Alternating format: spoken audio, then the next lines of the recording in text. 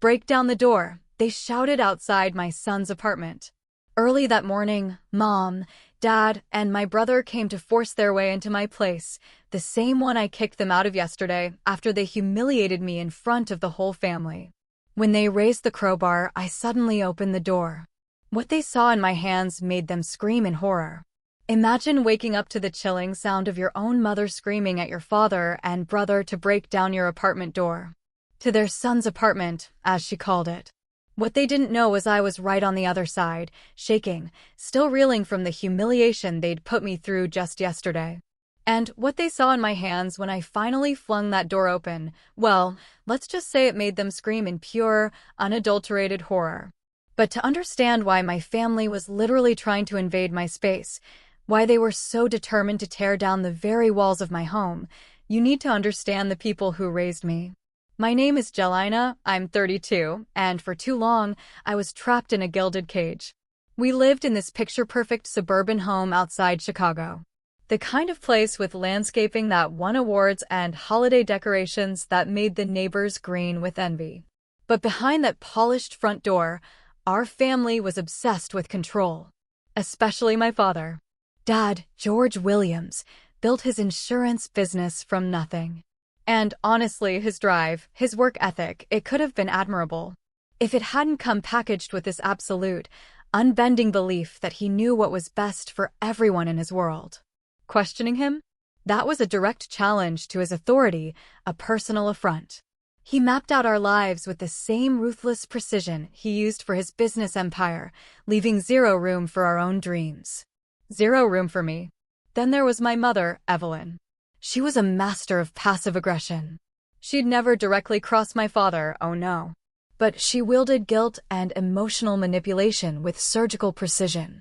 "I just want what's best for you, dear," she'd coo after expertly undermining every ounce of my confidence. Her favorite phrase, anytime I dared to object to anything, "One day you'll thank us for this." I'm still waiting for that day, by the way. Still waiting. And my brother, Nathan. 3 years older. The golden child. He could do no wrong. He mirrored my father in every single way, from his business degree to his utterly condescending attitude toward me. While Dad controlled with blunt commands, Nathan used mockery and dismissal. "Don't be so dramatic, Jelena." That became his catchphrase, ringing in my ears every time I tried to express a feeling. Status, you see, was everything to my parents. Our family's reputation in the community? It was meticulously cultivated, just like the prize-winning roses in our front yard. My mother volunteered for every single church committee. My father donated generously to every local charity. And we, the children, we had to look and act absolutely perfect in public. The pressure was suffocating. It was soul-crushing. Even my education wasn't about learning, it was about achievements that reflected well on them. When I showed a genuine talent for art in high school, my parents just waved it away as a hobby. "Art won't pay the bills," my father declared, shutting down my dreams before steering me straight toward business school. I dutifully enrolled in the marketing program at the university they selected, watching my dreams of art school just fade into dust. My appearance wasn't even my own. My mother scheduled my haircuts, chose my clothes, and constantly criticized my weight. "No one will take you seriously looking like that," she'd sneer if I dared choose an outfit she disapproved of. By 20, I'd lost all sense of my own style, my own preferences. I was just a reflection of their expectations. Dating? Oh, that was another battlefield entirely. Any boy I dared to bring home faced an immediate, relentless interrogation from my father about his family background, his career prospects. Nathan would then swoop in later, telling me which ones weren't good enough for our family. My first serious college boyfriend, Daniel, was deemed utterly unsuitable because his parents were teachers.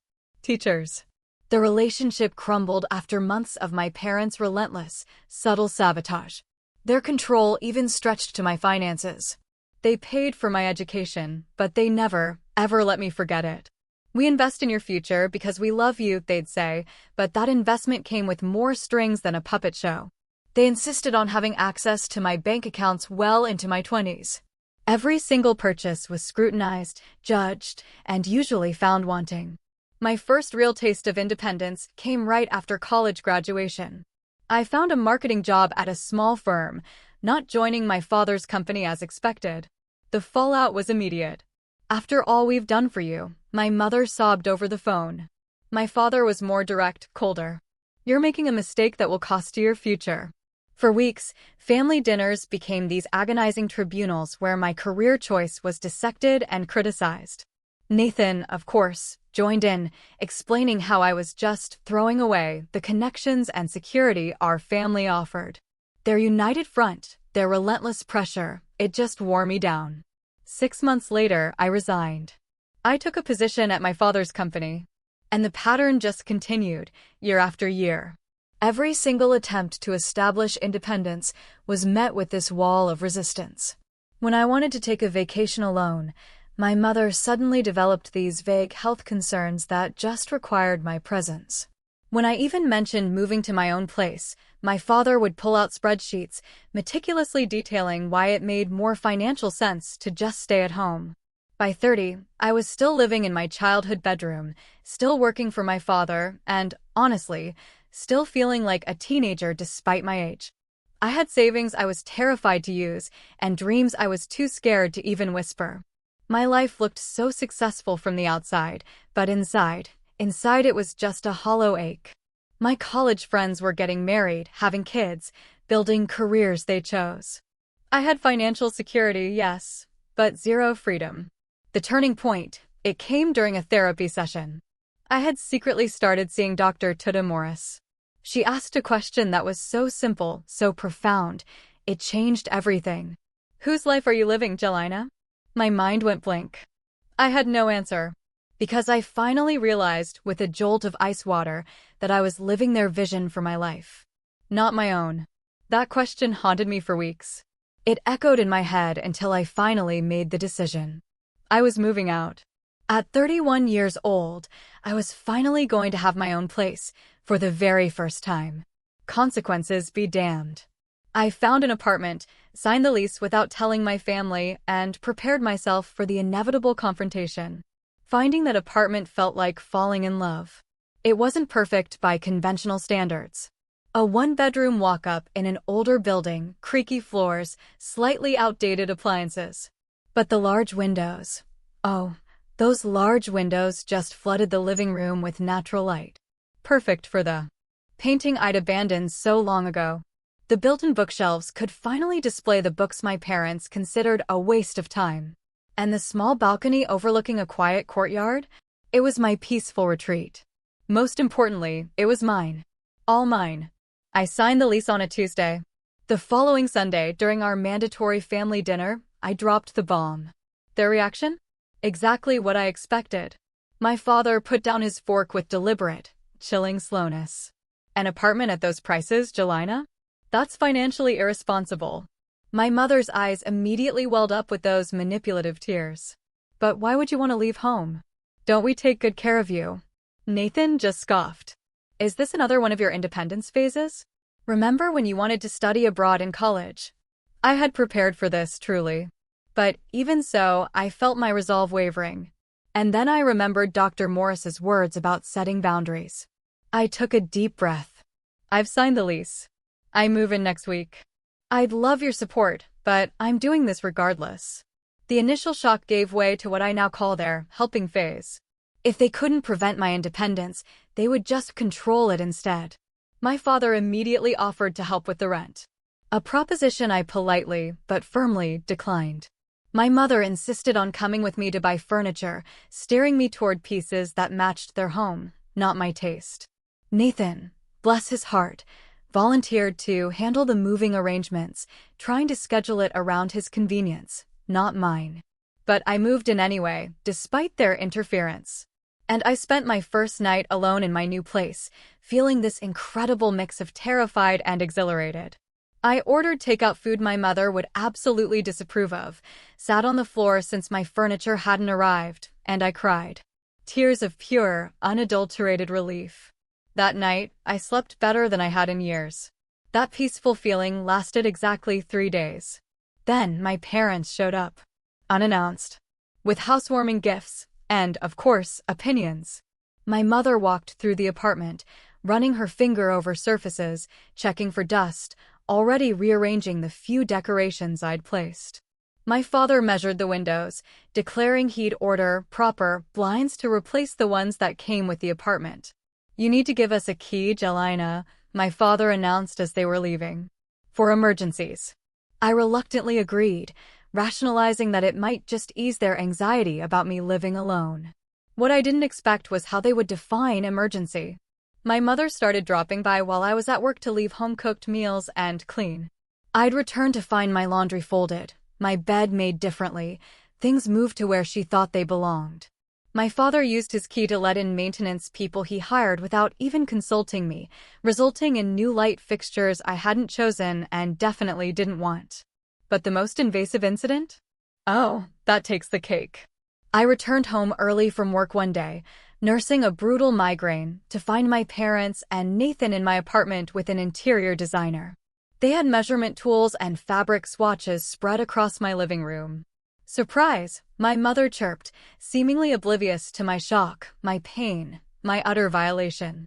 "We're giving your apartment a proper makeover. This designer did the Henderson's Lake House." The designer, God bless her, looked incredibly uncomfortable. I struggled to maintain my composure. "I didn't ask for a makeover," I said, my voice tight. "This is my home, and I like it as it is." My father waved away my objection as if swatting a fly. "You don't know what good design is, honey. Let the professionals handle this." That evening, after they finally left, I sat in my living room, feeling completely violated. They had entered my space without permission and were making decisions about my home without my consent. The parallels to how they had always treated my life choices were impossible to ignore. It was my neighbor, Olivia, who finally helped me see the situation clearly. We met in the hallway as I was struggling with groceries, and she offered to help. Over a thank-you cup of coffee, I found myself telling her about my family's surprise redecorating committee. Olivia, a social worker, about 10 years my senior, listened without judgment before she spoke. "Jelena," she said, her voice gentle but firm. "What you're describing sounds like they don't respect your boundaries. Having a key doesn't mean they can come in whenever they want." I automatically repeated the excuse I'd used for years. "They're just trying to help." Olivia looked at me. "Is it helping if it makes you uncomfortable in your own home? Help should make your life better, not make you feel invaded." That conversation was another turning point. The very next day, I changed the locks on my apartment door. I didn't tell my family immediately, knowing the confrontation would be intense. Instead, I used the time to prepare myself emotionally with Dr. Morris's guidance.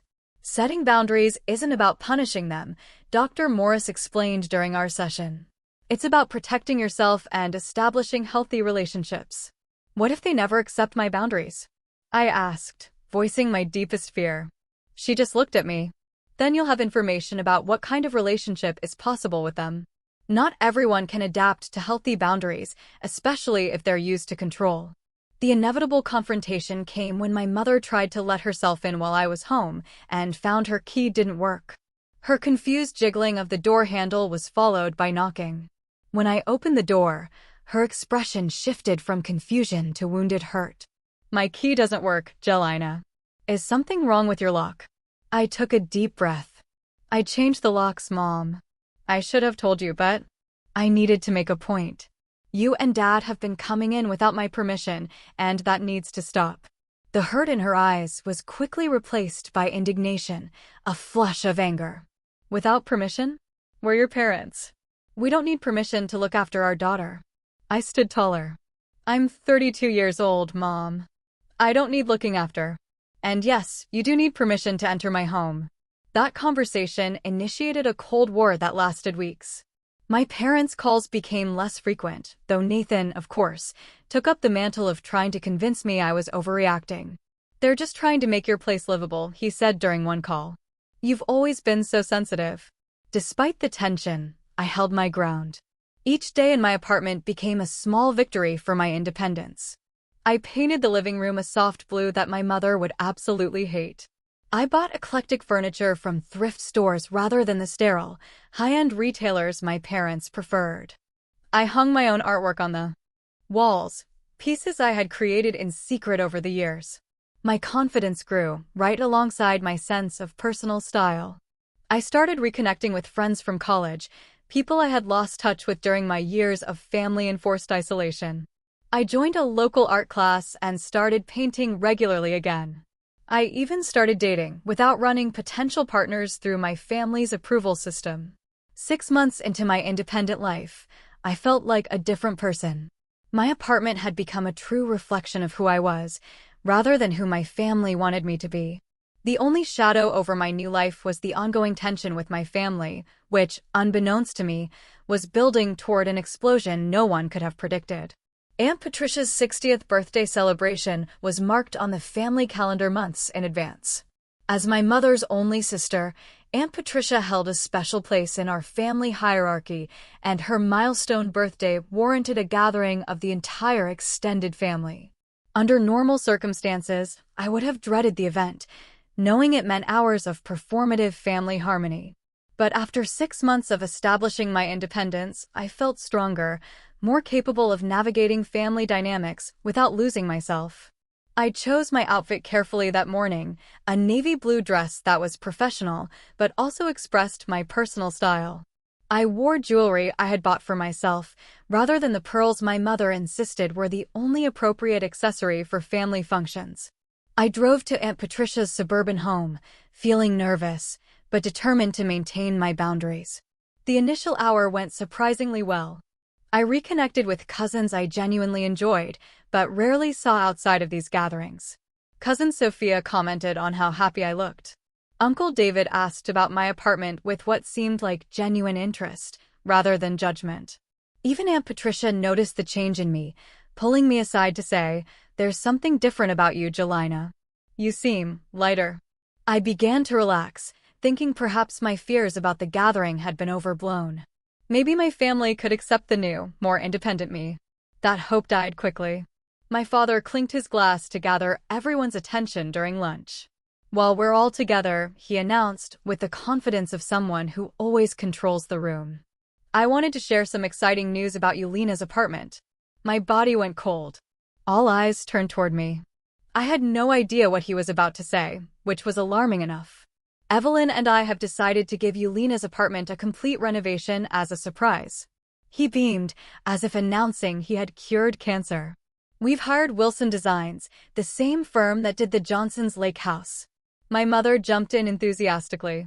"We've already ordered new furniture, and the painters start Monday. Wait until you see the plans." She pulled out her phone and began showing photos to nearby relatives. With growing horror, I realized she was showing pictures of my apartment, photos taken without my knowledge during their unauthorized visits. My private space was being displayed for the entire family to evaluate and critique. "The current furniture is so eclectic," my mother continued, diplomatically, which everyone recognized as her code for cheap and tasteless. Nathan added helpfully, "Yelena's always had unique taste. Remember her purple hair phase in high school?" The family laughed, and I felt like I was 16 again, my choices being mocked as immature phases rather than expressions of my identity.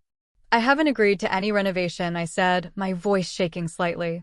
"This is the first I'm hearing about it." My father waved away my comment, as if swatting a fly. "It's a surprise, honey. That's why we didn't tell you." "A surprise implies something the person would want," I replied, feeling my carefully constructed composure cracking. "I don't want strangers in my apartment making changes I haven't approved." The table grew quiet. The tension was palpable. My mother's smile remained fixed, but her eyes hardened. "Yelena, this isn't the time or place to discuss this. You brought it up in front of everyone." I pointed out. "When would be a better time to discuss changes to my home than when you announce them publicly?" My father's expression shifted to that stern, chilling look I knew all too well, the one that had silenced me countless times growing up. "We're trying to help you create a proper living space. The apartment looks like a college dorm room." "It looks like me," I said, my voice growing stronger, a fire igniting inside me. "It reflects who I am, not who you want me to be." Aunt Patricia, bless her heart, tried to diffuse the tension. "The cake is ready. Shall we move to the living room?" But something had broken open inside me. Years of suppressed feelings finally finding their voice. I changed the locks for a reason. I don't want you coming into my space without permission. And I certainly don't want you renovating it without my consent. The shocked silence around the table made me realize how rarely anyone contradicted my father in public. My cousins studied their plates with sudden, intense fascination. Uncle David cleared his throat uncomfortably. My mother's voice was tight, thin with controlled anger. Yelena, you're making a scene at your aunt's birthday. I'm not the one who brought up renovating someone else's home without their permission, I replied, my eyes locked on hers. Nathan jumped in, his tone dripping with condescension. Typical Yelena drama. They're trying to help you, and you're acting like they committed a crime. Entering someone's home without permission is a crime, I said, my voice dangerously calm. It's called breaking and entering. My father stood up, his face flushed with anger, his jaw visibly working. That's enough. We have never broken into your apartment. We had a key. A key I never should have given you because you abused the privilege. I was standing now too, 2 years of therapy finally giving me the strength to stand my ground. My apartment is my space, not an extension of your house, not a project for you to fix. Aunt Patricia intervened again, her voice gentle but firm. George, Evelyn, perhaps this is a discussion for another time. My father nodded stiffly, his jaw clenched in barely controlled fury. Of course, Patricia. I apologize for the disruption. The conversation shifted to safer topics, but the damage was done. I felt the weight of disapproving glances from relatives who believed I had disrespected my parents. Others gave me subtle nods of support or looks of sympathy. The family had witnessed something rarely seen in our carefully controlled public image, authentic conflict. I stayed through the cake cutting, hoping to avoid further disruption to Aunt Patricia's celebration. But the joy had gone out of the day. As I prepared to leave, my mother cornered me in the hallway. We'll discuss this at your apartment later, she said, her tone making it clear this was a command, not a suggestion. No, I replied simply. If you want to talk, call first and ask if you can visit. I won't open the door otherwise. Her eyes widened at my direct refusal. This behavior needs to stop, Jelena. Your father and I have had enough. So have I said, surprising even myself with my calm. That's why I'm setting boundaries. I left the gathering knowing the confrontation wasn't over, merely postponed. The drive home gave me time to prepare for what I knew would come next, but nothing could have fully prepared me for my family's reaction to my newfound independence. I barely had time to change into comfortable clothes when the buzzer to my apartment rang.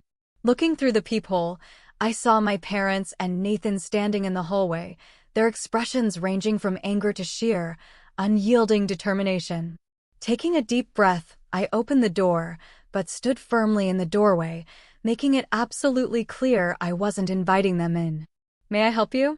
I asked, trying to keep my voice steady, my heart hammering against my ribs. Don't be ridiculous, Jelena. Let us in. We need to talk, my father demanded, already trying to step forward. I held my ground. I told Mom I wanted advance notice before visits. This isn't a good time. My mother's face crumpled into that familiar, hurt expression, the one that had manipulated me for years. After what you did at Patricia's party, you're going to turn us away at the door. Do you have any idea how embarrassed we were? You embarrassed yourselves, I replied, surprised at my own composure, by announcing renovation plans for my apartment without my consent. Nathan stepped forward, using his height, his presence, to try to intimidate me. The contractors are downstairs waiting. Dad paid a premium for them to start today. Are you really going to waste thousands of dollars because of your sudden need for independence?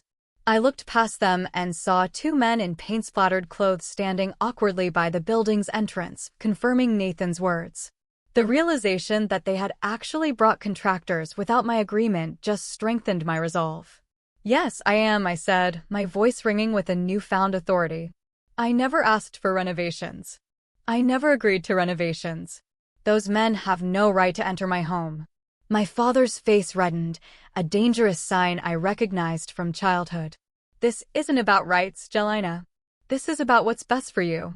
Your apartment looks like a thrift store exploded in it. What will people think? I don't care what people think, I countered, a surge of defiant energy filling me. I care what I think, and I love my apartment exactly as it is. This rebellion has gone on long enough, my father continued, his voice rising enough that a neighbor down the hall opened their door slightly. If you're going to live independently, you need to do it properly. That means a professionally designed living space. No, Dad, I said, looking him straight in the eye. Living independently means making my own choices about my space, my time, and my life. It means not having to justify my decisions to you or anyone else. My mother's strategy shifted from hurt to tears. Another familiar tactic. We just want to help you, Jelena. That's all we've ever wanted. Why are you pushing us away? It's breaking my heart. In the past, those tears would have shattered my resolve. Today, they strengthened it. Mom, I appreciate that you want to help, but real help would be respecting my wishes. You don't know what you want. Nathan interjected, his voice dripping with superiority. You never have. Remember when you wanted to be a painter? How would that have paid your bills? I still paint, Nathan, I said, a slight, knowing smile playing on my lips. My apartment is full of my artwork that you've apparently never noticed during your visits, and I pay my bills just fine with my marketing job. My father checked his watch impatiently. Enough of this nonsense. The contractors are on the clock. Let us in so they can start work. No, I said firmly. Please tell them to leave. I won't be responsible for their time since I never hired them.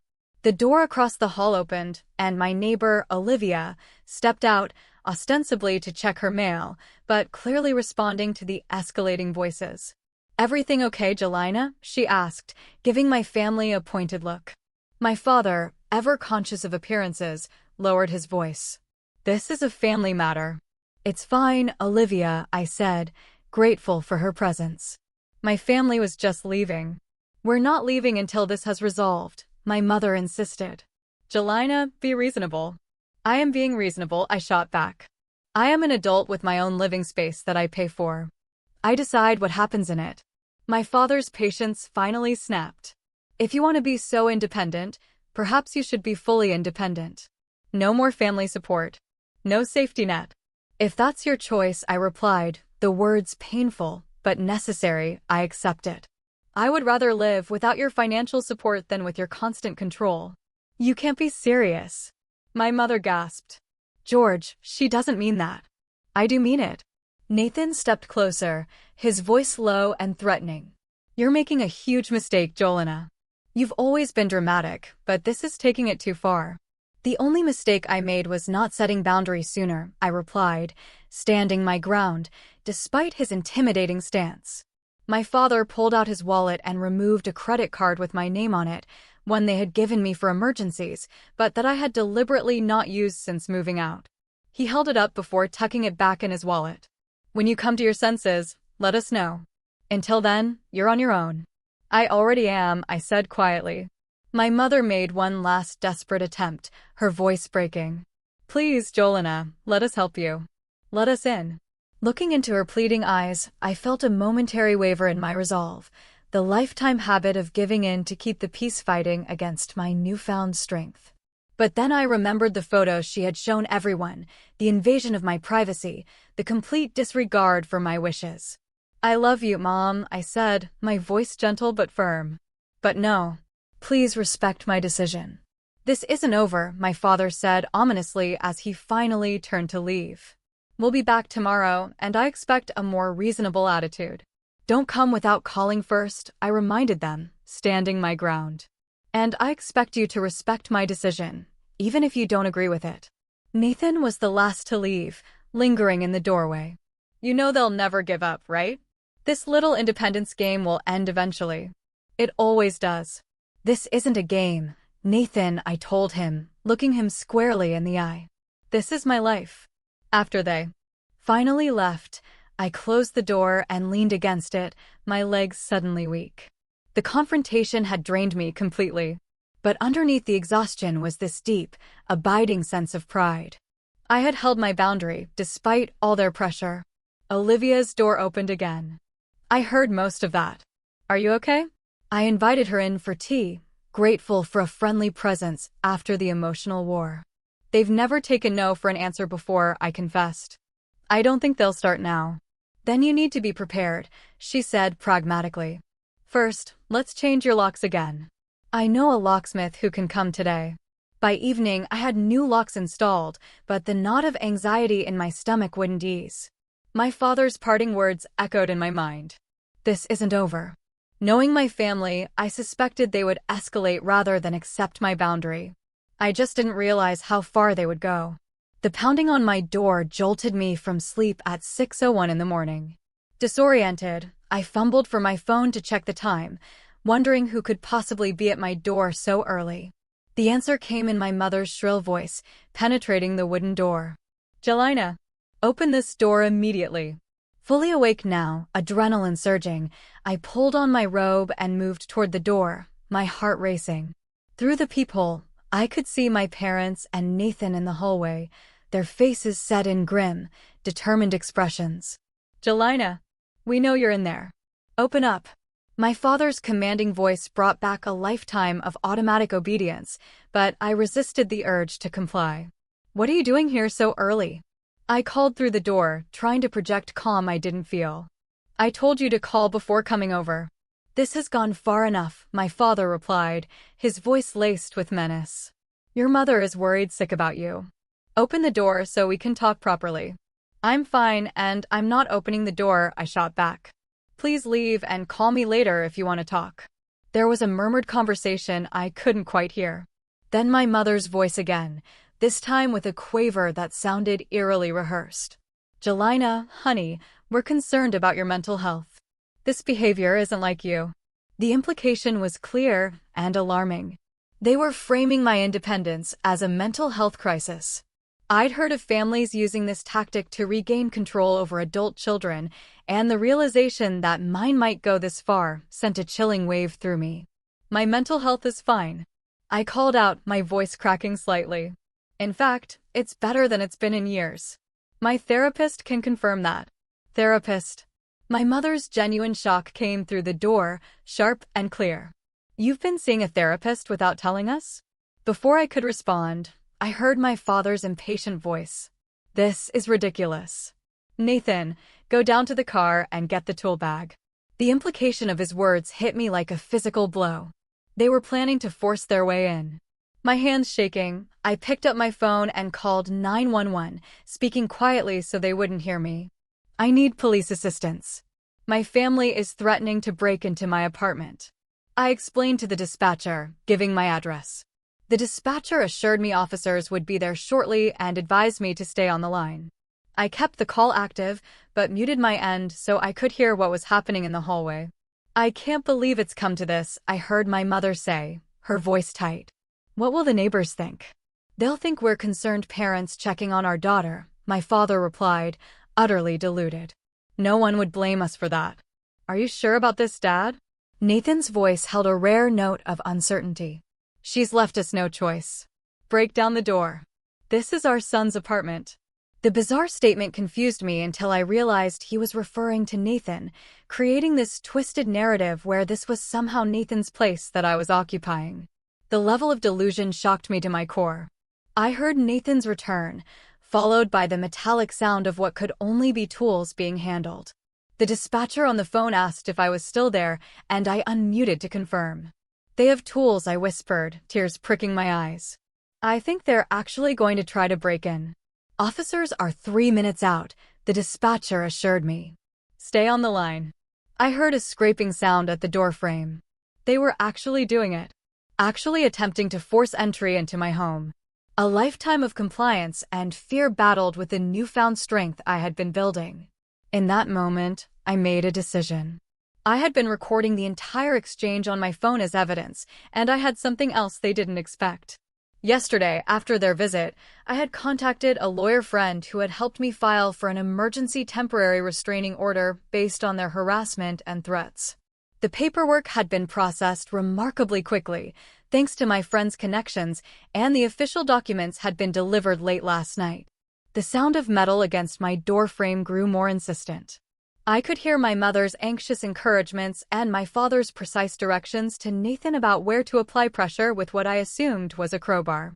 Making a split-second decision, I positioned myself to the side of the door, the restraining order clutched in one hand, my phone recording in the other. In one swift motion, I unlocked the door and pulled it open, staying carefully to the side in case they tried to rush in. The sudden opening of the door caught them completely off guard. Nathan stumbled forward, a crowbar indeed in his hands. My father's face registered shock, then instant, blazing anger. But it was my mother's reaction that would stay with me forever. As her eyes fell on the documents in my hand, and the phone obviously recording their actions, her face transformed from righteous concern to pure, unadulterated horror. "What are you doing?" she shrieked, backing away as if I were threatening her, rather than the other way around. Defending my home from intruders, I replied calmly, holding up the restraining order. "This is a temporary restraining order prohibiting all of you from coming within 100 feet of me or my residence. You are currently in violation of that order, and you're being recorded attempting to break into my apartment with a crowbar." My father lunged forward, reaching for my phone. "Give me that. You're not recording anything." I stepped back inside my doorway. "Everything has already been uploaded to cloud storage. Breaking my phone won't delete the evidence." Nathan stood frozen, the crowbar still in his hand, his expression shifting between confusion and a dawning realization of the serious legal trouble they were in. "This is insane," my father sputtered. "We're your parents. We have every right to check on you." "No, you don't," I said, my voice firm. "Not by breaking down my door. Not after I've explicitly told you to leave." The elevator at the end of the hall dinged, and Officer Garcia stepped out, her hand resting cautiously near her weapon as she assessed the situation. The sight of Nathan holding a crowbar immediately put her on alert. "Put that down slowly," she instructed Nathan, who complied immediately, placing the crowbar on the floor with a clatter. "Officer, there's been a misunderstanding," my father began, slipping into the charming persona he always used with authorities. "We're just concerned parents checking on our daughter." Officer Garcia looked to me for confirmation. I shook my head and held out the restraining order for her to inspect. "I have a temporary restraining order against all three of them. They were attempting to break into my apartment after threatening to return yesterday when I refused to let them in." The officer reviewed the paperwork and nodded. "This appears to be an order. Do you have evidence of the break-in attempt?" I held up my phone. I recorded everything, including their statements about breaking down the door. What followed was surreal. The family that had controlled every aspect of my life for 3 decades was temporarily detained in the hallway of my apartment building. Officer Garcia took statements from all of us, and a second officer arrived to assist. My neighbor, Olivia, emerged from her apartment, confirming she had witnessed yesterday's confrontation and heard this morning's disturbance. My parents' version of events painted me as unstable, claiming they were worried about my mental health after erratic behavior at a family gathering. Nathan backed their story, though he seemed increasingly uncomfortable as Officer Garcia questioned the necessity of a crowbar for a wellness check. "If you are concerned about her welfare, why not call for a wellness check from the police?" she asked reasonably. "We didn't want to embarrass her," my mother replied, the irony of her statement apparently lost on her as she stood in a public hallway, having just screamed and attempted to break down my door. As Officer Garcia spoke with my parents, the second officer pulled me aside. "Do you feel safe in your apartment? Is there somewhere else you can stay tonight?" "I feel safe here," I assured him. "This is my home, and I'm not leaving because of their behavior." After what seemed like hours, but was probably only 45 minutes, Officer Garcia informed my parents and Nathan that they would need to come to the station to give formal statements regarding the attempted break-in. The restraining order would be enforced, meaning they could not come near my apartment or workplace. "This is outrageous," my father protested, red-faced. "We've done nothing wrong." "Sir, attempting to force entry into someone's residence with a crowbar is breaking and entering, restraining order or not," Officer Garcia explained patiently. "You're fortunate your daughter is willing to let the restraining order violation be your only consequence today." As they were escorted to the elevator, my mother turned back, tears streaming down her face. "How could you do this to us, Jelena? Your own family?" The question that had controlled me for years finally had no power. "I'm not doing anything to you," I told her, my voice clear and steady. "I'm protecting myself." After they left, I sat on my couch in stunned silence, the adrenaline slowly draining from my system. The morning sun filtered through my curtains, illuminating the apartment that had become worth fighting for. Not because of its physical attributes, but because it represented something precious: my right to make my own choices. Officer Garcia returned to get additional details for her report. "Family situations can be the most difficult," she said sympathetically. "Do you have support people you can talk to?" I thought of Olivia next door, of Dr. Morris, of friends I had reconnected with over the past months. "Yes," I said, a small smile forming. "Yes, I do. I'm not alone." As she left, she handed me her card. "Call if they come back or contact you against the order. We take violations seriously." After she left, I walked through my apartment, touching the furniture I had chosen, looking at the artwork I had created, feeling the space that was undeniably mine. For the first time, I understood that the morning's events weren't just about an apartment. They were about claiming my life as my own. The days following the break-in attempt took on a surreal quality. I kept expecting to wake up and find it had all been a dream, that I had imagined standing up to my family so definitively. But the police report on my coffee table and the temporary restraining order posted on my refrigerator were tangible reminders that everything had changed. The first 24 hours passed in relative quiet. Then my phone began lighting up with messages and calls, not from my immediate family, who were legally prohibited from contacting me, but from extended relatives who had been enlisted in the campaign to bring me back into the fold. "Your mother is devastated, Jelena," Aunt Patricia said when I answered her call. "She hasn't stopped crying since they came home from the police station." "I'm sorry she's upset," I replied carefully. "But they tried to break into my apartment with a crowbar. They were worried about you. George says you've been acting erratically, making wild accusations. He thinks you might need professional help." The character assassination had begun, just as Dr. Morris had warned me it might. "I am getting professional help, Aunt Patricia. I've been seeing a therapist for months, and she's helping me establish healthy boundaries." "Boundaries with your own parents? That's not how family works, Jelena." "It's how healthy families work," I countered, feeling stronger with each word. "And I'm not making accusations. I have recordings of everything that happened." Similar conversations played out with other relatives. Some, like Uncle David, were more receptive to my side of the story. "I always thought George was too controlling. Even as a kid," he admitted, a rare moment of honesty. "But breaking and entering, that's taking it to another level." The family divide became clearer with each call. Those who had experienced my father's controlling nature themselves were more understanding.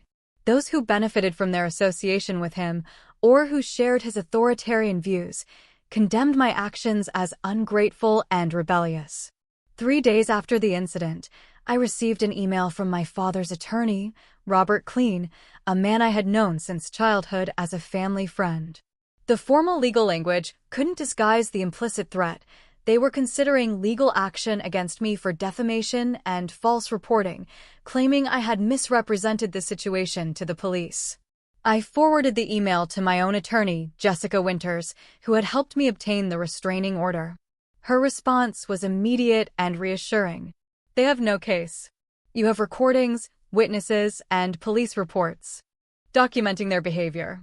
This is an intimidation tactic." She was right, of course, but knowing the legal threat was empty didn't make it less stressful. I had been raised to fear my father's disapproval, and that conditioning didn't disappear overnight. Each email notification made my heart race. Each unknown phone number triggered anxiety about what new pressure tactic they might be employing.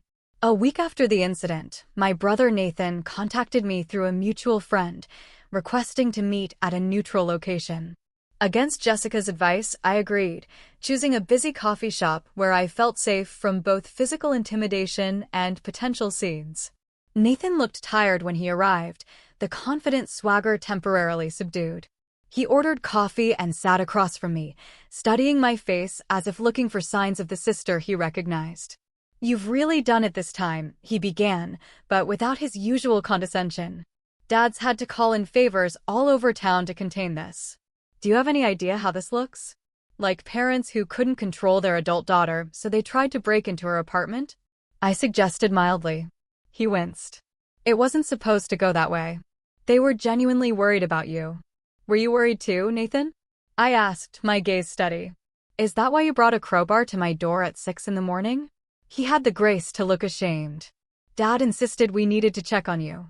I didn't think it would go that far, but you know how he gets when he's made up his mind. I do know, I said, quietly. And that's why I got the restraining order. He leaned forward, lowering his voice. What's the endgame here, Jelena? You can't seriously think you can maintain this separation forever. We're family. The endgame, I explained clearly, is a relationship based on mutual respect rather than control. If that's not possible, then maybe separation is the only option. They'll never accept that, he warned. Mom's a wreck and Dad's obsessed with damage control. This is consuming their lives. Their reaction isn't my responsibility, I said, repeating a phrase Dr. Morris had taught me. They made choices that led to this situation. Nathan shook his head in disbelief. When did you get so cold? Setting boundaries isn't cold, Nathan. It's healthy. Maybe someday you'll set some of your own. The look he gave me was part anger, part confusion, and something else I couldn't quite identify. Maybe curiosity. We finished our coffee in uncomfortable silence before he stood to leave. They want you to drop the restraining order, he said finally. As a gesture of good faith. Good faith would be respecting my boundaries without legal enforcement, I replied. Until I see evidence of that, the order stays in place. As the weeks passed, the legal maneuvering continued. My parents had considerable resources and connections, which they deployed in increasingly concerning ways. I discovered they had contacted my employer, expressing concerns about my mental health that could impact my work performance. Fortunately, my direct supervisor, Maria, was more impressed by my professionalism than my parents' insinuations. Your work speaks for itself, she assured me during a difficult conversation. Whatever's happening in your personal life isn't affecting your performance. The financial consequences of my stand became apparent when I discovered my parents had been paying several of my subscription services and insurance premiums without my knowledge. These suddenly stopped, requiring me to quickly establish new accounts and payment methods. My health insurance, which had been part of a family plan, was canceled without notice, forcing me to navigate the complicated process of finding new coverage. The most painful consequence was the loss of relationships with family members who sided unquestioningly with my parents. Cousins I had grown up with stopped returning my calls. Holiday invitations that had once been obligatory were conspicuously absent. The family narrative being constructed painted me as unstable, ungrateful, and influenced by radical ideas from therapy. But for every relationship lost, I seemed to gain or strengthen another. Aunt Susan, my father's sister, who had always maintained a respectful distance from family drama, unexpectedly reached out with support. Your father was always controlling, even as a child, she told me over lunch at a restaurant far from family haunts. Our parents encouraged it in him, but discouraged it in me. What you're doing takes courage. My friendship with Olivia deepened into something supporting and emotional understanding.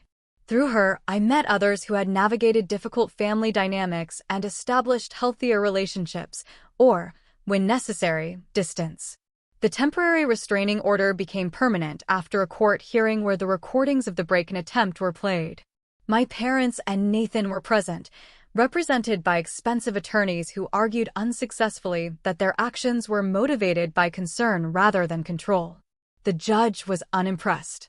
Concern for an adult child's welfare does not justify attempted forcible entry into their residence, she stated firmly. The court finds sufficient evidence to grant a permanent restraining order. Leaving the courthouse, I felt a complex mixture of relief and grief. The legal victory provided protection, but it also formalized the rupture in my family. As I walked to my car, I noticed my mother standing alone near the courthouse steps, my father and their attorney deep in conversations several yards away. For a moment, our eyes met, and I saw something unfamiliar in hers, not anger or manipulation, but confusion, as if she truly couldn't comprehend how we had reached this point. I looked away first, unable to bear the weight of that confusion. In that moment, I realized that my parents' controlling behavior wasn't just about power, but about a worldview that couldn't accommodate my independence without interpreting it as rejection. Their world had no space for my valid needs and rights. The financial challenges of true independence proved significant. Without the safety net my family had provided, I needed to establish an emergency fund and plan more carefully for expenses. I picked up freelance marketing projects to supplement my income and learned to be more intentional about spending. These challenges were stressful, but also incredibly empowering. Each bill paid from my own earnings was a confirmation of my capability. 6 months after the break-in attempt, I attended a support group for adults dealing with controlling family relationships, encouraged by Dr. Morris. Sharing my story with others who truly understood was healing in a way individual therapy alone couldn't provide. The group members recognized the manipulation tactics, the guilt induction, the threats disguised as concern. No one questioned why I couldn't just get along with my family or suggested I was overreacting. The hardest part, I told the group during one session, my voice thick with emotion, is grieving the relationship I wished I had while setting boundaries with the relationship I actually have. Karen, a woman in her 50s who had been estranged from her parents for decades, nodded in understanding. That grief never completely goes away, Jelena, but it does change over time. It becomes less raw, more manageable. As the 1-year anniversary of my move to independence approached, I realized how much had changed, not just in my circumstances, but in me. The constant anxiety that had been my companion since childhood had diminished. I made decisions without hearing my parents' critical voices in my head.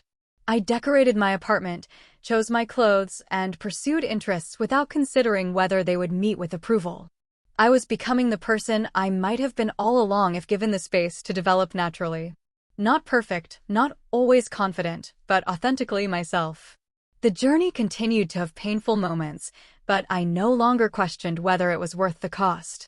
18 months after the day my family tried to break down my door, my apartment truly became my sanctuary. The space that had sparked such conflict was now transformed, not by expensive designers my parents had tried to hire, but by my own evolving sense of what made me feel at home. My paintings hung on walls painted colors I had chosen. Plants thrived on my windowsills. Books I loved filled the shelves, without anyone telling me they were a waste of time. The legal battles had finally quieted. My parents had eventually accepted that their attempts to regain control through the courts were futile and expensive. The restraining order remained in place, though I had modified it to allow limited contact through approved channels, mainly email, which gave me the ability to set boundaries around when and how I engaged with them. My relationship with extended family had reached a new equilibrium. Some relatives, like Aunt Patricia, maintained polite but distant contact, carefully avoiding mention of the rift. Others, like Uncle David and Aunt Susan, had become stronger supports than ever before, offering the kind of family connection that nurtured rather than constrained. Holidays were spent with chosen family rather than out of obligation, a change that brought both sadness and relief. Nathan and I had established an uneasy truce. Our monthly coffee meetings were stilted at first, both of us unsure how to relate without our established patterns of golden child and scapegoat. Gradually, we found new conversation territory, discussing neutral topics like movies or books. During our last meeting, he had surprised me by admitting, "Sometimes I think you were right to leave. Dad's been even more controlling since you've been gone."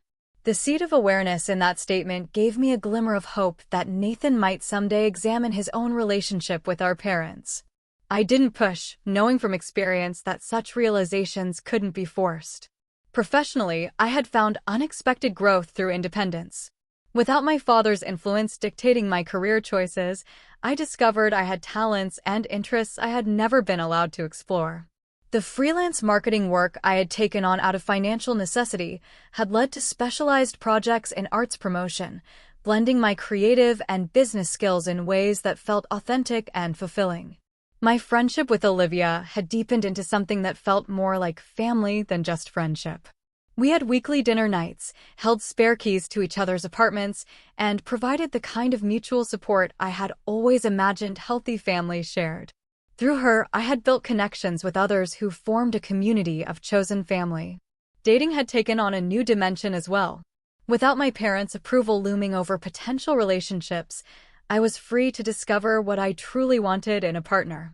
After several casual relationships, I had been dating Dylan for 6 months, a kind, creative man who respected boundaries in a way that showed me what healthy love could look like.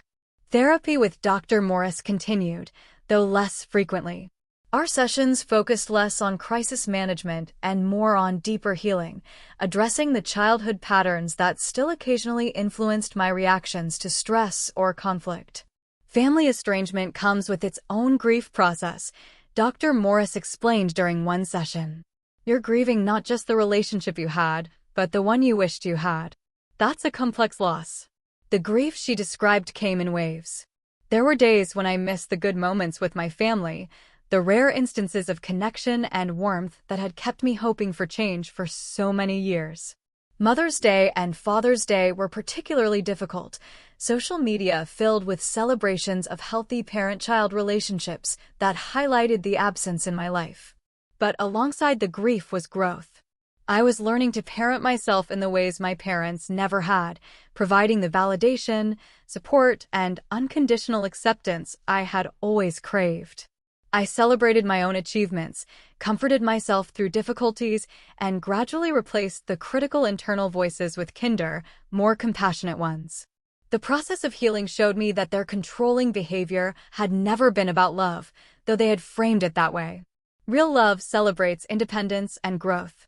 Real love respects boundaries and differences. Real love seeks connection without ownership. My experience had made me more aware of similar dynamics in others' lives. When my younger cousin Jamie reached out, confiding that she felt suffocated by family expectations, I was able to offer understanding without imposing solutions. I shared resources that had helped me and assured her that her feelings were valid, whatever path she chose. One unexpected area of healing came through my art. The paintings I created after the break-in attempt reflected my emotional journey, starting with dark, confined images and gradually opening to more light and space.